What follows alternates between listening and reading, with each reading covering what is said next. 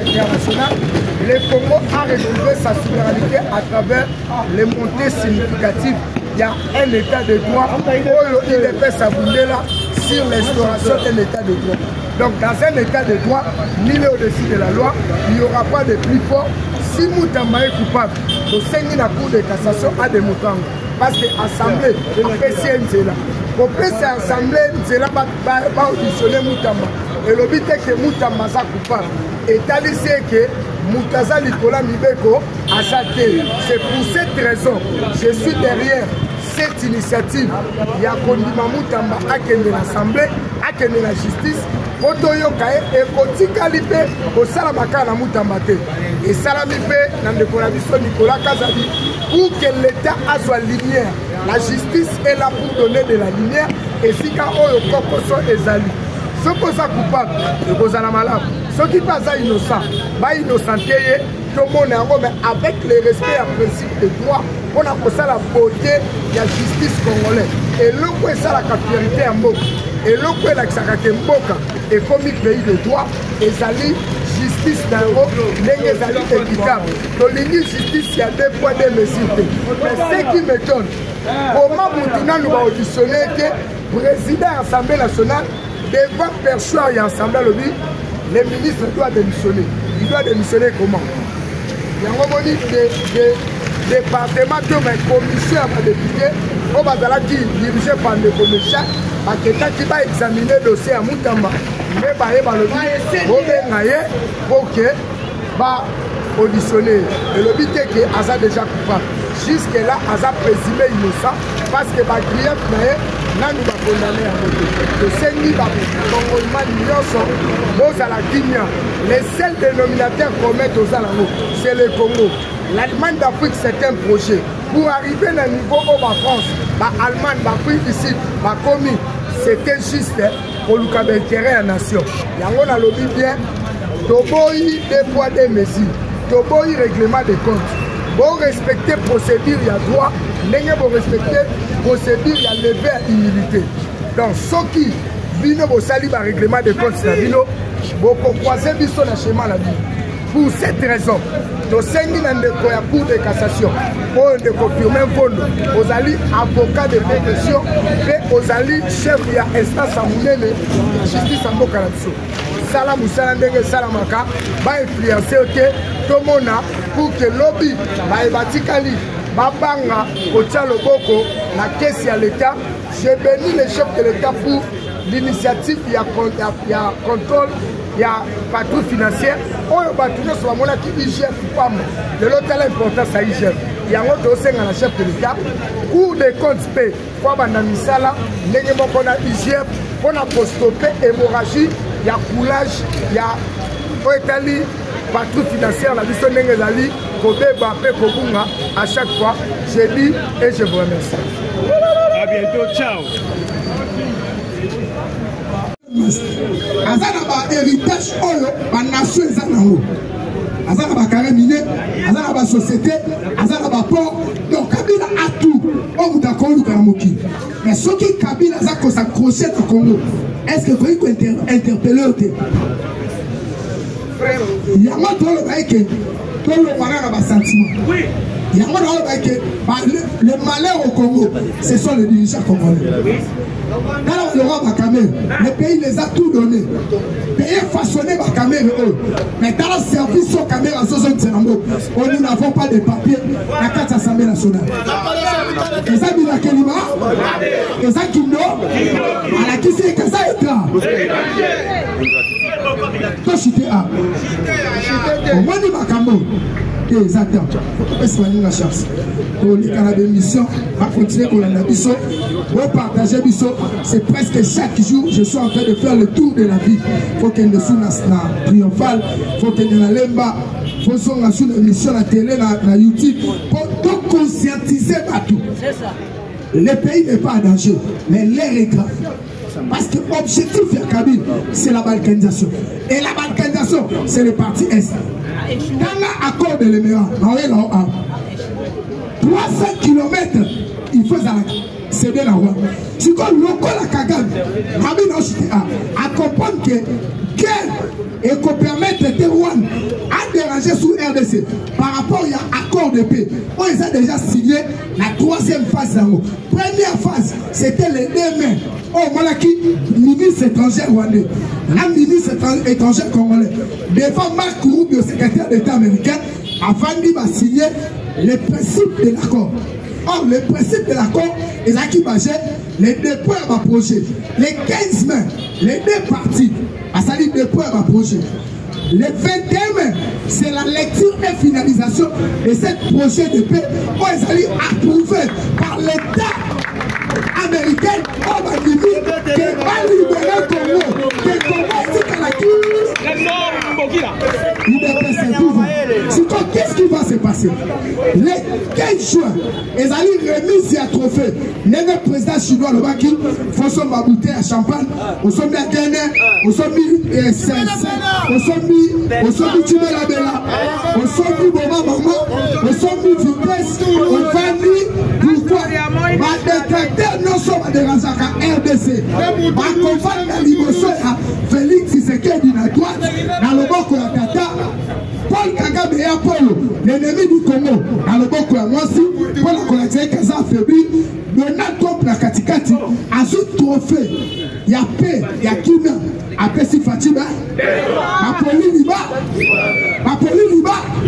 c'est comme tous ceux qui sont à domicile, faites Yamoune, directement la Moutouana, c'est l'homme d'investigation là-bas, gouvernement Union nationale.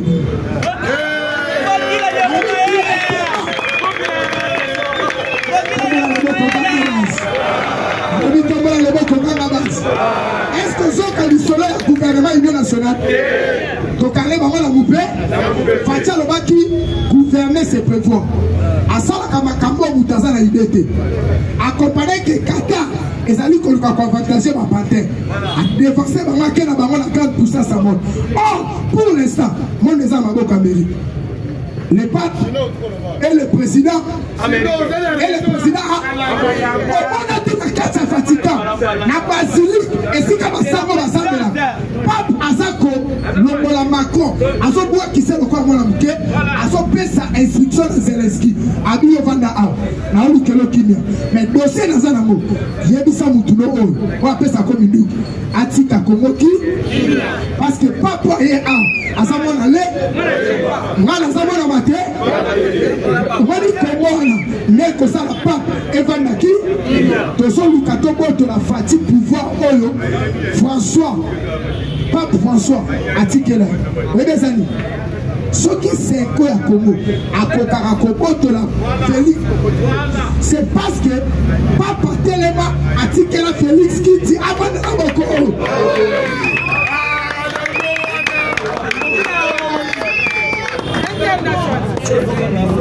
la Suki A tout la base la partie tout à caméra tout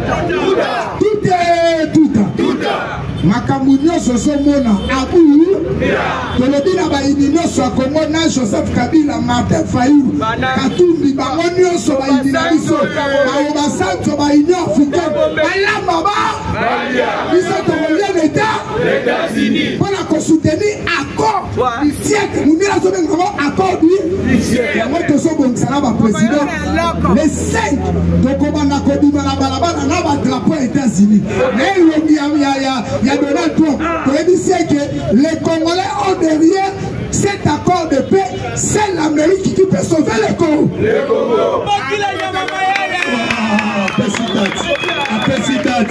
Il est personne vivant.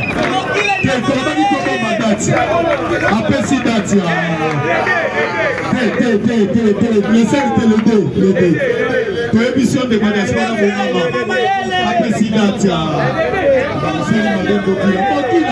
c'est pas comme ça. Lingaka eloko malamu ekosala ma ozala mutazo koma i tant que banane kobima pour la révision ou changement de constitution banani babana rango ba parlementaire de celui to bandi marche ya soutien accord ya États-Unis lisubu na biso zawa il faut ba ke na temple o batamaye le baza ebe ba baza kuna ba kimuso loko aye ba ngo soki ba bandi vérité na biso zake biso mpesa kidati bato libo soki ba boy ba vidéo ezali to kokata to ko bala sango lete je dis et je Maxime Bokila.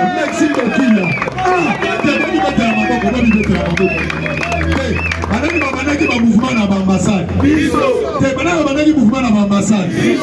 Vous allez ba na maye. Vous allez ba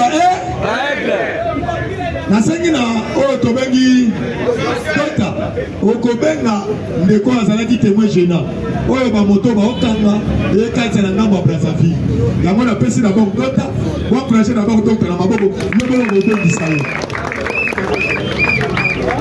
IDP c'est vivant. Les parlementaires debout. Les parlementaires debout. Les parlementaires debout. Allez, Fatichwa. Fatichwa. Fatichwa. Bonjour à tous. Comment est la présidente Félix Antoine Tshisekedi Tshilombo Mabo? Antoubalinga qui va désorienter le peuple congolais, na mona moi soit Ndumba, Denise. Oh les images, Mandeko. Webi Sarapino, président Tshisekedi a bouleversé calcul. Oui, Bandako Salama de 1884 à 1885. Après des siècles et après siècles, 37 ans d'années. Le président Félix a déboulonné, a renversé le système néo-colonialisme. Robert Ali Solo et Joseph Kabila. Robert Ali Solo, il y a Makambu, il y a Maître Costa, Moutamba. Nous sommes dans l'actualité.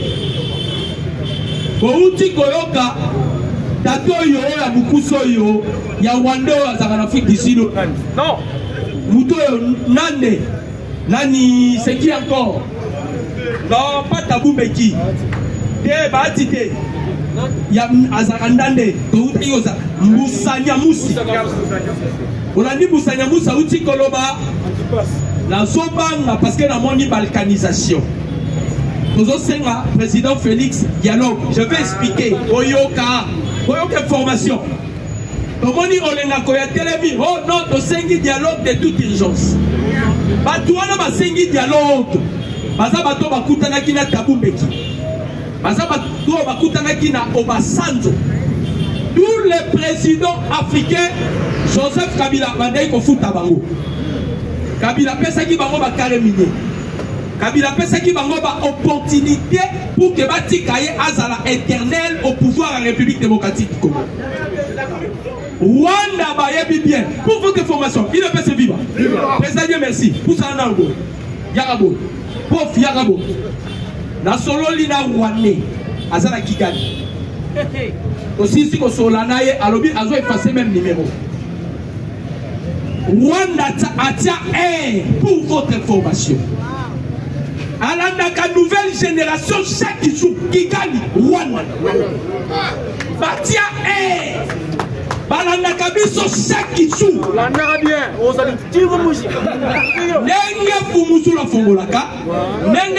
Je vous dis, si tout est merci, on s'est retrouvé la Rwanda au monde.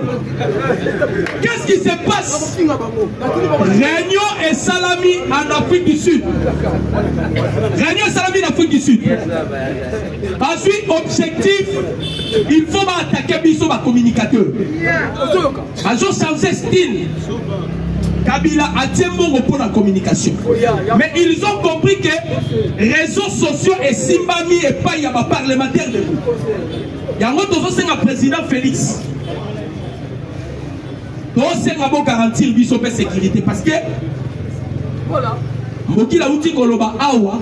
le pays n'est pas à danger, mais l'air est grave. Qu'est-ce qui se passe? Paul Kagame, armée numérique n'a pas bimisi ma information mon robot. J'espère que ça a un téléphone na bino. France, Belgique, États-Unis, Basangani, Bapesi avant les pas Joseph Kabila Azonga pour renverser le pouvoir. Pour ça, on a un téléphone na bino. Et ça, armée numérique y a Rwanda. Va créer même l'intelligence artificielle. On va créer l'intelligence artificielle. Objectif de ça pour désorienter les peuples congolais. Voilà. Kabila a fait 18 ans au pouvoir. Ça va. Kabila Sala 18 ans au pouvoir. Sans autorité. Autour Kabila, pourquoi à Coca-Cola Congoté? Rwanda bayebi que ce pays ne sera en aucun jour divisé. Bayebi yango. Kabila a songi la calcul il y a 1 plus 4. Je vais expliquer ça. Dans le Barabino, livre et Apocalypse, ils ont parlé sur les 4 êtres vivants. Ce sont les 4 esprits qui contrôlent la République démocratique du Congo. Ce sont les 4 esprits qui veillent sur la RDC. Amen. La Bible a parlé de la RDC. Les pays coupés par des fleuves au-delà des fleuves de l'Éthiopie. C'est un peuple vigoureux qui donne des offrandes. Dieu a décidé d'accompagner ce peuple. Et ce peuple, ce sont des peuples congolais. Amen.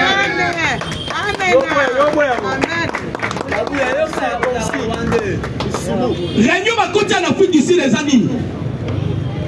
Oloni qui a outil Golobalobi parce que Olani tweet il y a Steph Wemby. On a compris directement quel était l'objectif de la réunion.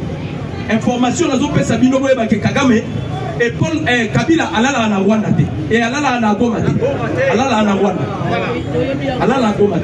C'est l'homme le plus péré au monde. Dans ce pays, la réaction, il y a autre cours militaire parce que Batmaïba soit AVC. Pour la consultation, Kabila Sala Kilo. Batmaïba soit AVC. La bandit réunion en Afrique du Sud. Balobi, le coup de Koka Tshisekedi. Tout ça la commune. Tout chargé Tshisekedi parce que tout le monde a la chire Kagame. Tshisekedi tout chargé qu'avant de ça, les rebelles à M23 dans le Congo. C'est lui le problème de tout ce qui se passe à l'Est. Ensuite, il faut dialogue. Scénario Kabila Salaki lobby. Scénario. Les lois déjà lettre, il doit se comparaître. On peut se Mikolo. Ce qui a se comparaître, c'était le président a préparé déjà pour frapper comme. On a dit Naïchimi à Makabalobi, Naïchimi a émis américain, bon ça là dans l'ombango. Vous voyez bien que Tshisekedi a des esprits, Naïmi Sarabino est androgyne.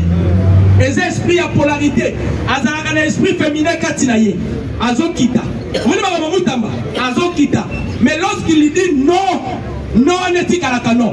Naïchimi a lobby, ceux qui m'américains vont péter. Vous voyez quelqu'un régional.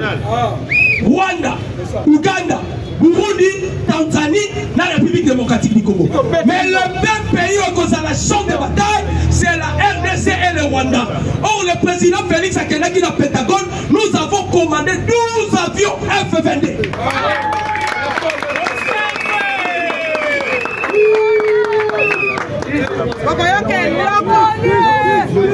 Kabila avant Aya Awa. Réunion ma côté dans Rwanda des années.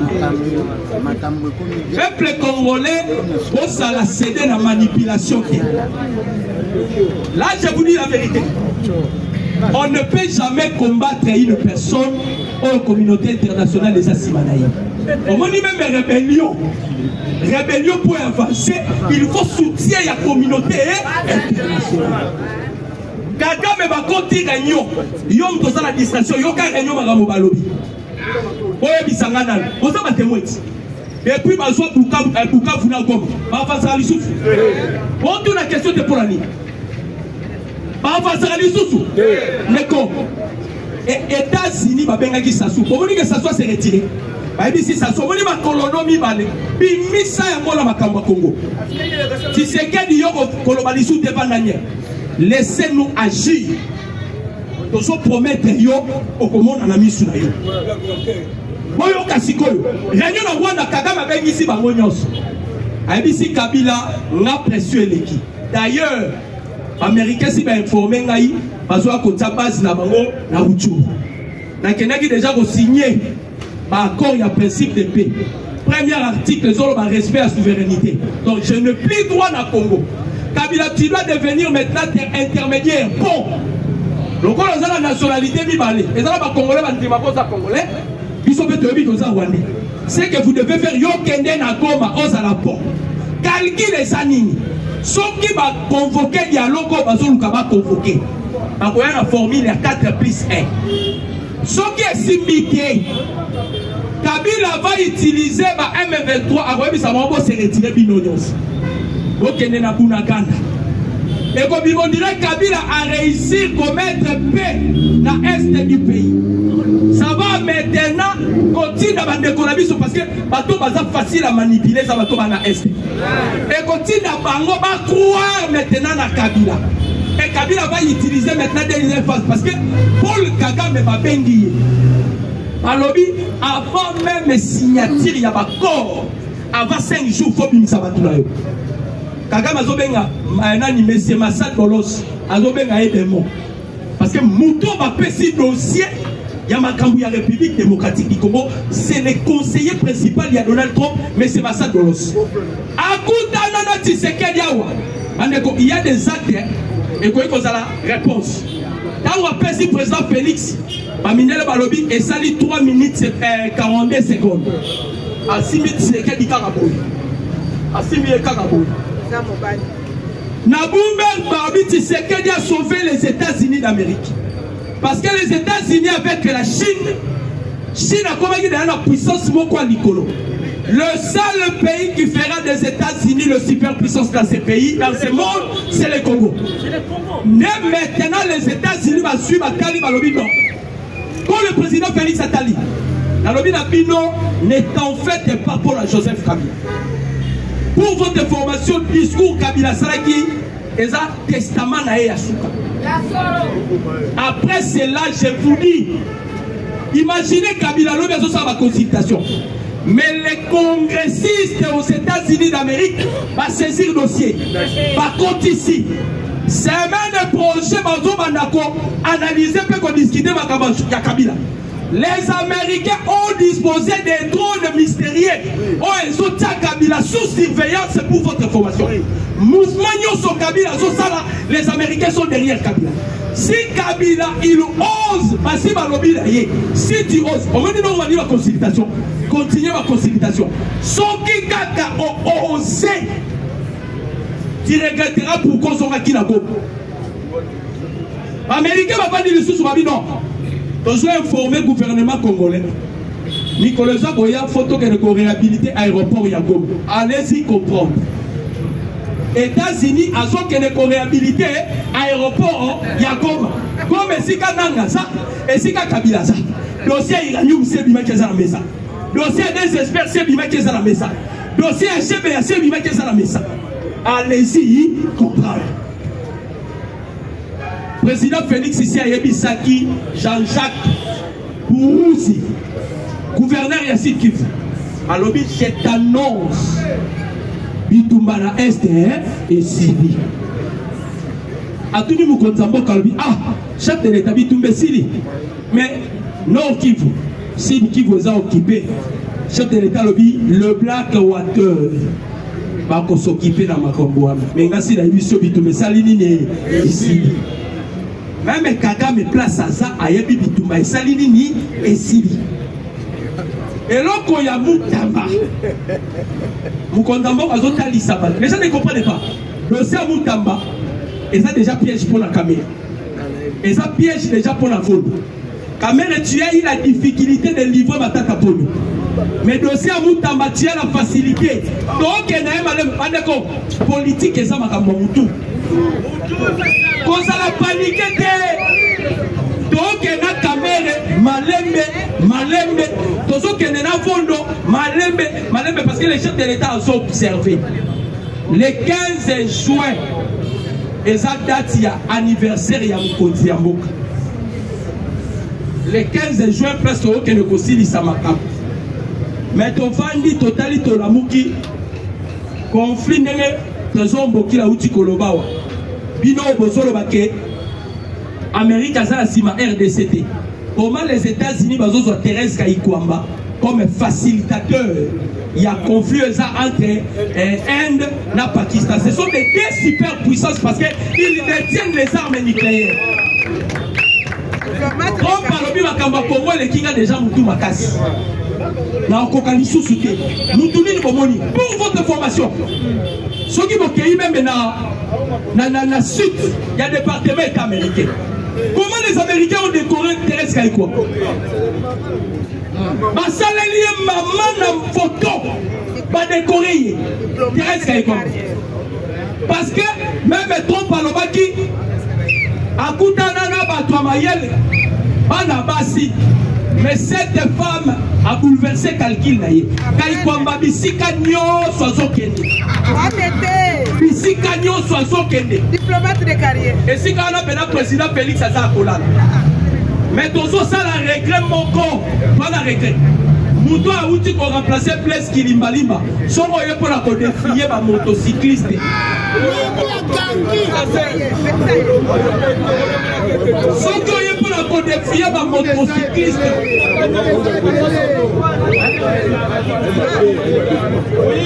On a beaucoup de choses à faire. Les motocyclistes. Les motocyclistes Oyo ne basungarabi sont parfois dans l'information. Nous les aussi la tête, ça et la montée. Mais Batelemi Kaka pour la motocycliste. Chers Congolais de père et de mère. Problème est ça. Herman Cohen a si à l'Obaka. Tu sais qu'elle est mal comprise. Vous savez qu'il y a des hommes de Dieu qui n'est pas prophète au Nigeria. Qui n'est pas là pour que le prophète a prédire pour la République démocratique du Congo. Parce que parce que le prophète alors moi je vous avais déjà dit la prophétise. Tu sais que personne ne va le vaincre. Prophète nigérien. Alors je vous avais dit, si c'est qu'il y a une mission, personne ne va le vaincre. Mais mission n'a une cause à la facilité. Mais il sortira vainqueur. Ceux qui ont pas le président Félix Yemoko. Après comme vous soutenez le discours naïe. Alors quelle que soit difficulté, il tombe au Amen. Neko, l'obéla non maramba va motona. Voilà. Bonjour. Lobby, les aki lobby. Les aki lobby, Kabuya. Nayaka première fois nayaka awa. Kabuya na ma 12h, bazaki na général. Na Nyangwe na Mushi. En face, ayaki kutu deux personnes na moi Simon Roboui. Général, si quoi zoya côté saute bouton, comme wana. Odi si quoi na sia leader wana, tellement si tu vas créer un embouteillage wana. Minito bango ba solo parce que lobby musalana et bandaki à partir ba 8h donc 11h. Ba bandaki moi muke mais ya ko tomber makasi 12h. Ta ba solo na Kabuya. Batomoto ba Kabuya ko sa nini awa ndo kyo baba nuko fine. Tanga mwani de mwana le. Baba luki ba bimi na côté saute bouton. Bango ba solo là qui des équipes problème à Bamoto. Même temps général temps ma komi wana ba police ba salaki wana na ba moto salaki wana ba kangite moto. Lobby ba kangaki 44 de moto na ba moto to landaki tina beach. Ba sabe senga sika ba zo chango na mai ba décharger wana boîte zo katisi. Kabuya lobby biso ko to lobby ko to na chaîne moko boy do tout na ke nous sommes capables pour éviter les 15 pour le président et comme petit quand ça n'y pas donné par même rapport à ma cambo ya mboko awa le piège aux hommes alors les autres personnes sont candidat fort toi les idées sans au chômage et matako c'est que nous ça les sentir la personne de quoi ne quoi mubeko azara juriste ameka ko expliquer ma il te paie UDPS viva. UDPS viva. Oui, comme au Salema. Et ça mama. L'article 35 de la Constitution. L'État garantit les droits à l'initiative privée tant aux nationaux qu'aux internationaux. Beaucoup de motos initiatives privées doivent privées. Est-ce que ça m'a fait? Motos sont à la moto. Parce que l'article c'est quoi il a dit pour moi on a que ça moto m'a fait. L'article 36. Le travail est un droit et un devoir sacré pour chaque corps. Comme ma moto bazo kangawana. Départ ya kanyama. Ba moto tilele à l'inspection générale et à la police. Tout le monde a bébé bazo kanga moto. Tout le monde a musala bébé ça qu'on contrôler. Bato ba police bazo sala musala bien de to kanga moto. UDPS viva. Chef de l'État et Sengela Fongolami. Tout ça n'a sérieux problème na mboka na biso. On bazo menacé à tout prix par les terroristes M20. Oueto boite. Bato ba kangaki ba étranger. Na salle de martyr banane. Ça va moto to ba moto te. Ko bazo traquer ba dia moto pour nani. Allez-y comprendre le chef de l'État Fongolami. Donc on est à la motion. On est à la motion. On est à la cité. L'article la pauvre. On est comme Congolais. On doit parler de Sénat de Moutamba. Moutamba, il y a une initiative pour saisir Sénat. À Kenaï continue un réquisitoire na haute cour militaire. Olive Lem. Peut-être que vous avez place Olive Lem. Olive Lem a accommodé pour votre information. Olive Lem est Azana Gombe Sika Moubali Nazar. Peut-être que vous avez habité. Ezan le roi appelle Matata Pogno. Matata Pogno est en Belgique. Olive Lem a un coma. Parce qu'il s'est sécurisé dans la M23. Toloba qui a un awa. La M23 va continuer à Bukavu. Il y a Maman Denis Koutou, ya Kopanza. Parce qu'il y a des gens qui disaient que Maman Denis il passe à la Ramout. Il ne connaît pas Panzi. Mais il y a caméra qui va imiter. Il y a Bahati Loukou qui va imiter. Résidence à Joseph Kabila. Vous avez vu les images protégées par les M23. Nous avons une initiative. Il y a qu'on saisir Kaka Sénat pour la banque à haute trahison. Caméra à Oloba, à Bossanaki, qui ont désactivé le micro. Ces petits ici, on doit les poursuivre. Caméra.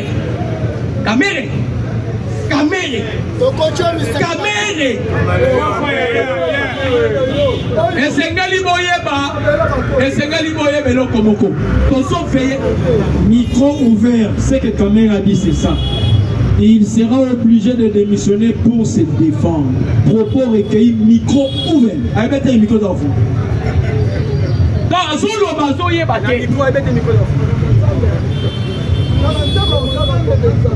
Oh, non, c'est ça, ma complot. Ma complot contre les chefs de l'État.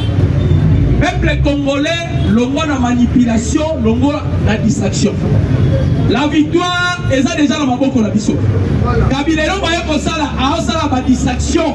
Parce que si n'a pas qui bino bandeko ba congolais. Le président Félix a sali des actes. Mibale, misa tout est mibale. La première mandature naïe. Quand on a vu beaucoup dit. C'est ce que Donald Trump a dit récemment. Vous avez vu que Donald Trump a dit convoqué par la Maison Blanche. Ils ont imploré la compassion de Dieu. Or, le président Félix, hormis roi Salomon dans la Bible, a même un peuple congolais dans martyr. A saigné pardon pour leur prédécesseur et le président Félix a saigné Nzambe à Kamba Congo. Quelle que soit la durée de la nuit, au Matabo quitta le soleil finira par apparaître. Le Congo, le numéro 1 de notre pays, a défié ce pays entre les mains de l'Éternel. Le président Félix, il incarne tous les esprits par la gueule pour que le Congo soit libéré. Les Américains basent la confusion. Confusion basée en Mozambique. Bango de baza ba commanditaire ya guerre ya est par Bill Clinton. Voilà. Le président Félix a dit lokola bino de bobandaki. Bino de bozonga bosili sa gueule. Voilà. Et Donald Trump a décidé. On a zolo banabino, on a donné des drones. Bilo bozokota. C'est n'est-ce qu'on va en et ça c'est secret d'état. il faut que les Congolais soient au courant. Les accords avec les États-Unis et c'est Salamakala. Pour votre information. Il y a RDC États-Unis, si et Salema. Pour finaliser les États-Unis ne peuvent pas émerger sans la RDC. Voilà. Les Katanga, la Katanga Tolo, Dieu les a confondus. Azubino, Kono, Sora, Katanga, alors on est qui dans la Congo. Si on va Congo, il peut pas mettre Tolo, non? Moïse Katumbi, le Baki a une raison. Non, il s'est mis au sol. Katumbi, la TV5 à l'Obaki, a la torté. Alors, minéré, la Katanga, ça les sous-souté. Et ça sous-souté. Nyon, soyez dans Congo central. Pour vous dire, et si quand on va aller penser, et ça les sous-souté. Oh, tu cours et tu n'as pas Kabila Maloba. Malobi, comment on a un scénario? Parce que, bateau, ça faible dans la manipulation, bande quoi est-ce que? Baza faible, bandeko. Kabila za muto bongo pesa 1 minute. Soki tolobi to so masima. Kaka bandeko wana ya este. Baza batoyo Kabila abomi et abomi. Mais tout le monde bandeko à este, il veut accompagner Kabila. OK, Kabila ayaki imaginez bandeko. Kabila sanga sonia.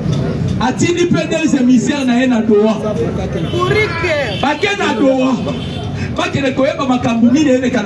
Mais Bertrand Bissi Walobi, lui, a coquille qu'on s'inclinait pas à Kabila. Question aux autres. Bateau Baïla Rabi sur instructeur Romani à Bazabanal. Parce que les instructeurs Romani, pour que vous n'avez pas eu sous la Rumanga. Si ma Kabila, on fait sa formation. Et pas Yamanani, par écrit, on va qui par force. Fatichwa.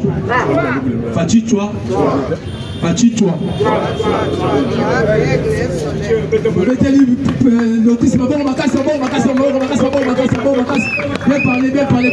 parler.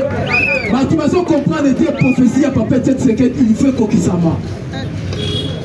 Kanga Kabila, Yakanaye, Awa, c'est la licoté, Awa, c'est la fille. Il faut, Kabila, tu remettes ma bambite, il faut licoter les, amener-les ici. Awa, il faut proposer ma petite semaine, Eko Kisama. Ceux qui les gens vont bombarder, mais si tu bombardes, il y a déjà là. Même 4 ans, les autres ont la table derrière Bahassamo. Tout la moussière, ça y est, tu vas tuer Kokima. Oui, bien, si on va faire un sous, on va pas. Mais professeur, papa, c'est ce qu'il fait. Eko Kisama. Au Kangaye, vous avez une vivant. Il fait Kokisama. Mais tiens, professeur, Il est paisible. Malgré la prise de parole en retard, mais nous allons parler de celui-ci. Je vous laisse les AV, mais laissez-moi laisser. Parce que toi AVC, soit dans AVC la nation, parce que la beaucoup il y a la crise quand même. Bonjour aux garants de la nation. Bonjour à la première dame. Bonjour à la conseillère du chef Johanna. Bonjour à la dame. Bonjour à tous les combattants de classe. Malheureux, parce que Eza malheureux. Peuple congolais, comment on a peuple congolais. L'affaire Constant Moutaba, j'en parlerai. Mais dans le moment de la vie, quand quelqu'un propulse, c'est quelqu'un, pour freiner, on risque de chuter. Mais j'aimerais dire à quelqu'un ici, pour ça la blague était, par rapport au nation Kabo Baba injure, ce sont les Congolais qui parlent d'injure, qui sont les maniaques. Parce que c'est injure, c'est une qualification. Que vous le vouliez pas au contraire, il y a déjà les dictionnaires à terre à chaque jour. Voilà quoi ça me sort d'un bien de ça m'a bien battu ma chien. Dans un interview à quoi Wikipédia, un Rwandais, alors vous les Congolais, ils sont jusqu'à notre moyen de punir parce que nous vous trouvons comme des chiens. Rwanda, oh, c'est quoi au juste? Ce sont des biloulous. Des impolis imbéciles, il y a le consort. Ils ne peuvent jamais nous traiter des animaux parce que c'est eux qui sont des animaux. Ils sont d'abord des incirconcis et des bâtards. Tous les nilotiques sont des bâtards. babotama na relation aux alliés légitimes dans le côté biblique. Je peux le prouver dans la Bible. Baouta la relation entre les domestiques de la reine de Saba et les soldats à roi de Salomon. Il y a beaucoup de reines là-bas, dans Salomon. Dans l'inceste, reine. Il est plus vivant. Chers combattants, pourquoi la hargne avec Constant Moutam? Nous avons dit, Kamera lobby dans le micro, on va le pousser à démissionner. Kamera a dit que le micro est ouvert. Moutamba contre les ennemis de la nation, la guerre éclate. Vital Kamere, président de l'Assemblée, avait déjà prédit la suite de Moutamba. Il sera obligé de démissionner pour se défendre, pour tenir micro ouvert. Guerre na Moutamba. Guerre ya Moutamba bandi awate, guerre ya Moutamba zali entre lui et l'Assemblée nationale. Il y a une objection. Les députés vont escroquer des bangos et de persévérance. Lobby va festoyer, ministre de la Finance a pété sous cette île. Ministre lobby. Après on s'appelle la bango. Le ministre de Finances, il dit ceci. Alors que le député s'est exulté hier à l'Assemblée nationale, croyant toucher l'air d'indemnité de sortie, le ministre de Finances dit ceci. Il n'y a jamais eu l'argent qui est sorti de la caisse. L'argent n'est pas encore sorti de la caisse. Alors, détournons vos alliés. Vous pouvez me détourner pas ni. Il y a mon ination de la mouille de faire dans l'émission qui a parlé du peuple. Ce qui a vu vous tambayer du monde, vous avez faire en 100 jours.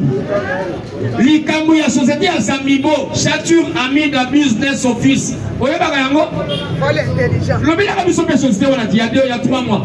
Oui, c'est là qu'on a sauté le mouton. Yo, yo, c'est là non, on attend le remettre au comprendre.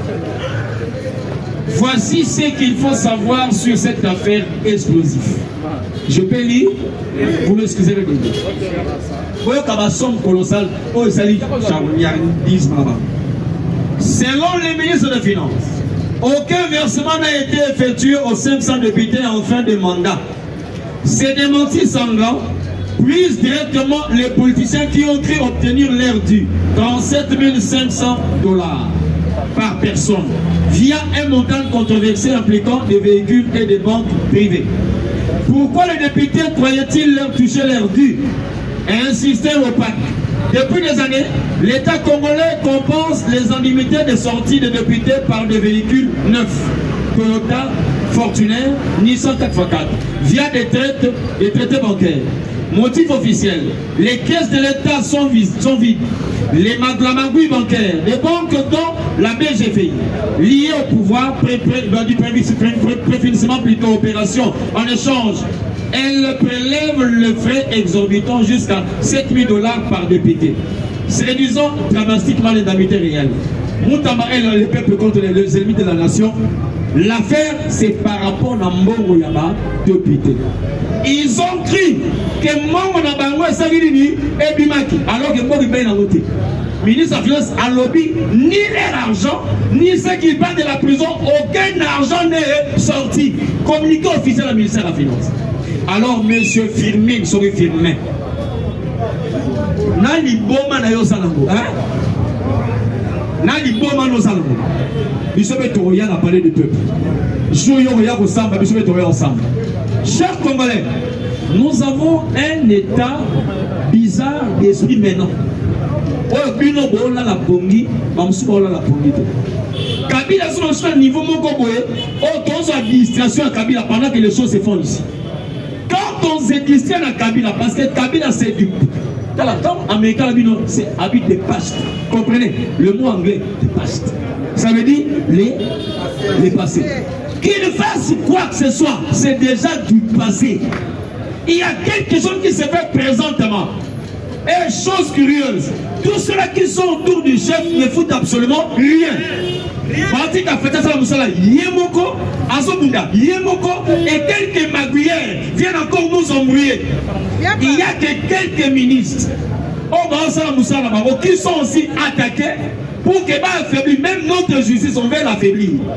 Attaquer Mouta avait dit affaiblir la justice congolaise aujourd'hui.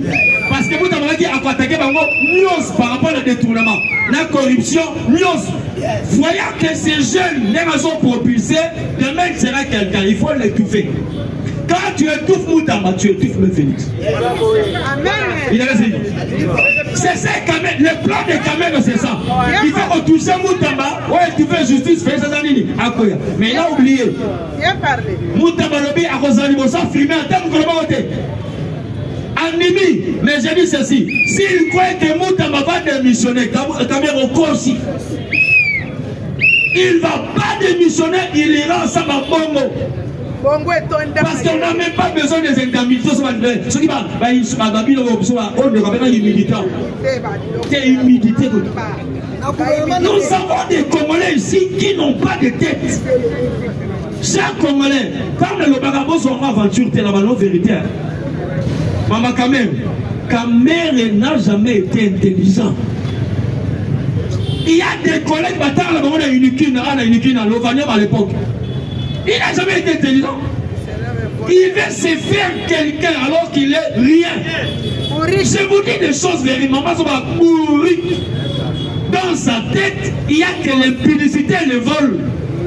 Il est un grand menteur. Lisez bien la Bible. Le diable était menteur dès le commencement. Lorsque Kamel ouvre sa bouche, c'est le mensonge, la tromperie. Oui. Il fait semblant de vous aimer. C'est ça le caractère rwandais. Tout là, vous n'avez est. Les Rwandais, c'est qui s'agame. Mais à la côté, mais faut pour maillot. Si vous avez interviewé à quoi d'équiper, si Rwandais dit ceci, vous les Congolais, vous croyez que nous vous aimons, mais nous ne vous aimons pas. Et tout cas, vous avez dit, il ne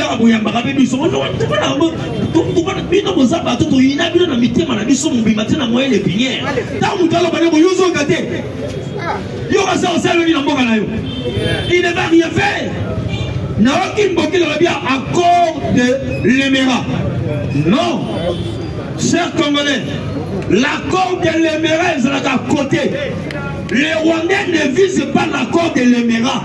Les Rwandais visent l'accord de Kigali.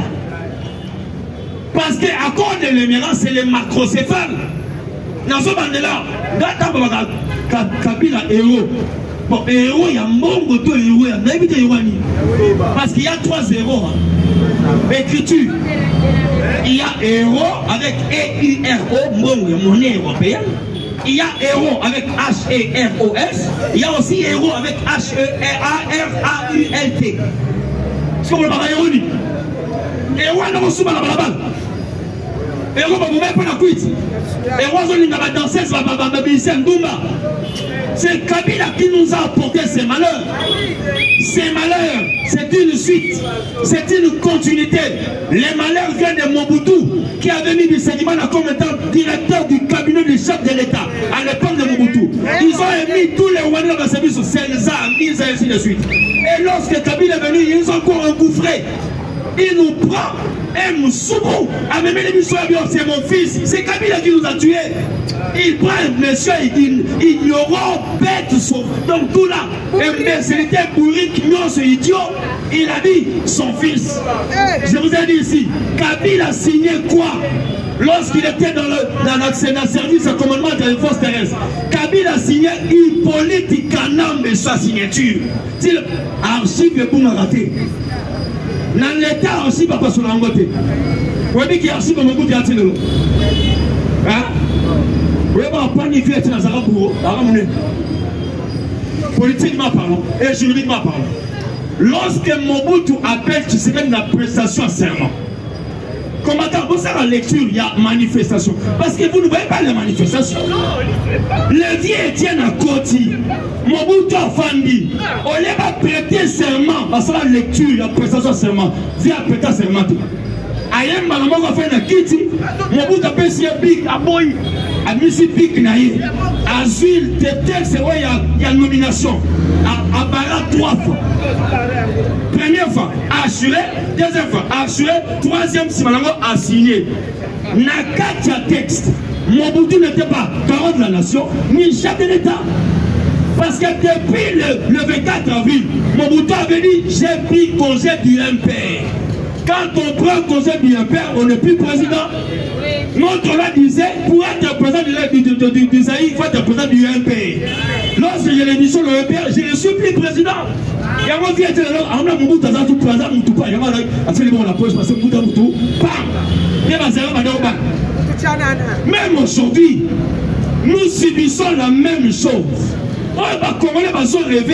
Nous sommes devant des inaptes. C'est vous qui leur donnez la force. Caméra a la force. Mais non, la caméra comme ça va nous. Mais là, comme ça. Oui, pourquoi il a peur? Il a peur parce que j'ai ce dossier en dessous. Tous ces dossiers. Moi, quand mère m'appelle la justice, j'appelle José Makila. Il m'appelle en justice, j'appelle Moubak et Valentin. Il est vivant. Il m'appelle en justice, j'appelle Wikil Moleka. Baya. Parce que j'aurai du côté publicité, côté politique et côté original. Avec Moubak, son origine, c'est Rwandais. Rwandais à Rwanda. Moubak a na Rwanda. Dans la manifestation, quand on a dit mais nous moi on a biso, maman a été tel, papa a été tel. Oh, il est bien bon yo sani. Oh mbona comprenez ce que je dis. Sokaboy, toqué la baval via l'ovanium. C'est qu'il ignore. Si lui était étudiant, moi aussi j'étais étudiant. Tout ça là-bas, frère, parce qu'il parle, il me parlerait économie, moi je lui parlerai droit. Que vous le vouliez ou pas, toutes les théories ont on appelle ça le droit. Il y a les droits économiques, les droits financiers, mais moi je fais les droits. Maintenant, lui m'amènera cette économie où il n'a même pas reçu. Azwate, Zora, Akenda, Jouna, Ayawa, Bimi, docteur en économie. C'est ça le Congo. Des idiots qui veulent se faire des hommes. Ta mère n'est pas un homme au Congo. Ta mère ne peut pas se vanter au Congo. Combattant, tu es mieux placé que ta mère. Lui, toi bien, tu as quand même la tête, mais ta mère n'a pas une tête. Tu as la confidentielle, chers combattants, les nilotiques n'ont jamais été l'intelligence. Ils n'ont pas l'intellect, ils ont l'instinct. Il y a différence entre l'intellect et l'instinct. L'instinct c'est pour les animaux, mais l'intellect c'est pour les hommes. Ta mère n'a pas l'instinct, il n'a pas l'intellect, il a l'instinct. C'est un monsieur, un idiot que je n'ai jamais vu. Il a pas de choses. Aujourd'hui, qui est voleur plus que l'autre? Semblait. Bon, ça en a Félix Terre. Bon, ça en a Félix Terre. L'histoire entre Saoul et David. Ndeko, Soki Oboy Nana Soyo. Dans son cadre. Je vais dire ici. La défense de Dieu est différente de la défense des hommes. N'a aucun sécurité. Amen. Qui peut sécuriser l'homme plus que Dieu? Personne. Chaque jour. Il n'y a pas de sécurité ici. Même yo, on sécurise la biche. On y a battu la biche, c'est Dieu. Amen. Je vous dis la vérité. Lorsque Saoul, qui était roi d'Israël, il avait tous les services plutôt. Pourquoi bon David? Mais au moins David, pourquoi? Parce que David était sécurisé par Dieu. Mais au contraire, celui qui est sécurisé par Dieu peut te tuer. Mais je vous dis la vérité. David a Saoul 3 fois. Il a fallu à 4 ans de la Malabi, Saoul, parce que tu es le roi des hommes. Un homme protégé, tu ne peux pas le tuer. Moi, je n'ai pas peur qu'il vienne ici. Je n'ai pas peur. Parce que celui qui nous protège, c'est Dieu.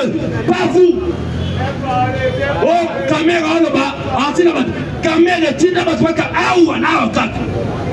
mais attention. Na promettant à caméra l'homme. Si toi, tu me fais arrêter à 10 heures, que je ne sorte pas, parce que je sais que je vais sortir avec tout ma collègue à papa n'a pas un comme ma sourd. Mais si je sors, Ça, c'est Fatih qui joue avec toi. Fatih, ah, ça va parce qu'il y a un philanthrope. Moi, je ne suis pas philanthrope. Moi, je suis un rancunier avec Kamel. Kamel, je sors à midi. Yo, Lucam 12h30 au Kima. Na koluka tie pas na yo, na oluka yo partout. Pe na osoyo. Soki na yo, malheur à toi. Samuel to azaka bien. Soki na yo, Samuel to akufa bien. Je vais te couper, na couper au na circoncision, troisième circoncision. Et tu vas subir. Chers combattants, chers Congolais, nous avec ces hommes, on ne peut pas être des amis.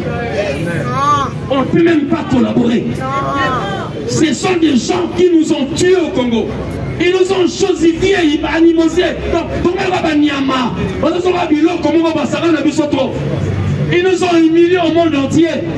Partout au monde, on dirait que par rapport à ces charognards ici.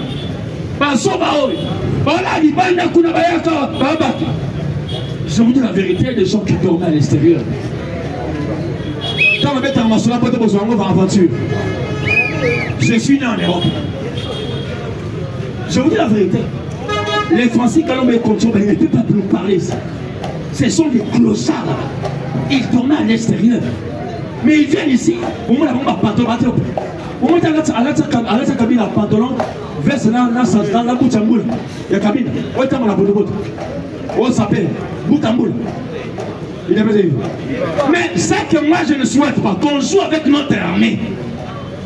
Notre armée n'est pas une armée de jouer. Même Kamel, même Kabila, nous avons une armée reconnue mondialement comme étant une grande armée. Il n'est pas sérieux. On ne peut pas jouer avec nos militaires. On a mis de quoi répondre Kabila l'autre. On a dit tonalité. Dans le bas, Abi Kabila, si tu fais de la blague, voilà blague au Salikuna. Pour pouvoir de besoin dans ma soda. Pour qu'on l'andaille, pour qu'on kangaille. Mais c'était là. Pourquoi? Parce que c'est que le vieux avait dit, c'est concrétisé. Kabila ne fuira pas. Hippolyte Kazembe. On va l'arrêter vivant, ligoté. Combattant, nous avons fait ça Kabila Kazembe. Kabila, il faut pas qu'il y ait un monde ailleurs. Nos parents sont morts à cause de Biloko. Combattant, ceux qui en ont arrêté, moi je préfère que mon père meure normalement. Mais si mon père meurt par rapport à la politique, je te chercherai par rapport à la politique. Et je dis aussi à ceux-là qui ont participé à la mort de papa, je vous chercherai. Comme Félix est président, moi je vous chercherai. Perso, je vous éliminerai. Croyez-moi, c'est ce que je vous dis. Il faut ainsi Sabino un par un. Parce qu'on a tué un héros en plein jour pour la défense du Congo. L'homme qui a été mal comblé. Dans le plan, Mobutu allait revenir un jour au Congo. Libre, mais vivant. Mais ils ont tué Mobutu. Et voilà, effacer aussi les tableaux. C'est pas Kabila qui était le chef de l'AFDL, non. Autant l'histoire bien, c'était Ngandu. Mais ils ont éliminé parce qu'il avait le sang qu'on les ont pris un soulard. Ah mais la bateau nous a tiré qu'on a eu. À côté de Baronne il est passé. Pour le dossier justice, apaisez-vous. Nous irons en avant. Pour le dossier hôtel de ville de Kinshasa, je vais parler, mais c'est encore en Bumba. Monsieur le gouverneur, nous voyons tous les travaux que vous faites. C'est beau, c'est bien. Mais vous allez entourer dans ma mouchard. Ma zone n'aurait moussa en ayoté. Il y a mon émission dans nos bêtes à voir, il y a biso de bêtes à bon pas sur ma nanzela. Je ne sais pas si vous me comprenez. Il ne pèse sur la vérité. Mais ceux qui comprennent que après la version de notre bête à ce vous faites un bon travail à la vie de Kinshasa, mais tu es entouré de charognards. Moi, personnellement, et dit il n'a pas dans le Bible, Eddie Yel n'a pas MLC. Moi, je parle de Jean-Pierre Bema, je parle d'Eddie Yel. Parce que Eddie Yel, avec toi, Bumba, il y a une différence. C'est un illettré. On ne travaille pas avec quelqu'un qui n'a pas de tête. Pas travailler à mouton à tête. Attends, une initiative. L'initiative, il a eu d'abord un. Il disait qu'il est député. mais il construisait des ponts et donnait des babassama par la bateau. Est-ce qu'un député peut se babassama? Non. Un député élabore des textes, le projet de loi. Un député ramène le logo du peuple. C'est ça le député. Il ne sait pas ce qu'il faisait. Il y a un tournoi football la terrain. À son ça, la terrain plutôt. Il y a Bondo. On dirait dans football. On est en football, on est en politique. D'où Luka Olongola, ceux qui doublent, on s'en double. Tchéna Moupanzi, sois combattant Tchawana. Luka autour de toi que tu puisses avoir des combattants, pas les gens du PPRD. Bah, toi, le roi a le choix, on va faire échouer. Il y a un moment peuple à nos figures. Mamou les alliés, mais tu fais un grand travail. Bah, le côté de l'islam, c'est un bon moment. Quand même, mais le peuple n'est pas de côté à ma baie. Bah, le bâtiment côté à ses vélos, à Pépi, ça peut se faire. Car côté négatif, des côtés positifs, on construit, il y a des routes qui construisent. Et j'ai compris pourquoi Kabila, quand il est venu au pouvoir, il nous a parlé de 6 chantiers. C'est que le Congo était chantier. On doit construire le Congo. Il y a un peu de ça pour le Congo. J'ai dit, je vous remercie. Bon anniversaire, la maman Marlène, bon anniversaire. Davina. Bon anniversaire, maman Davina, bon anniversaire. Le losi soutien m'a vacciné, Mougou encore. Les 35 qui m'ont maman vu qu'il y a un bon à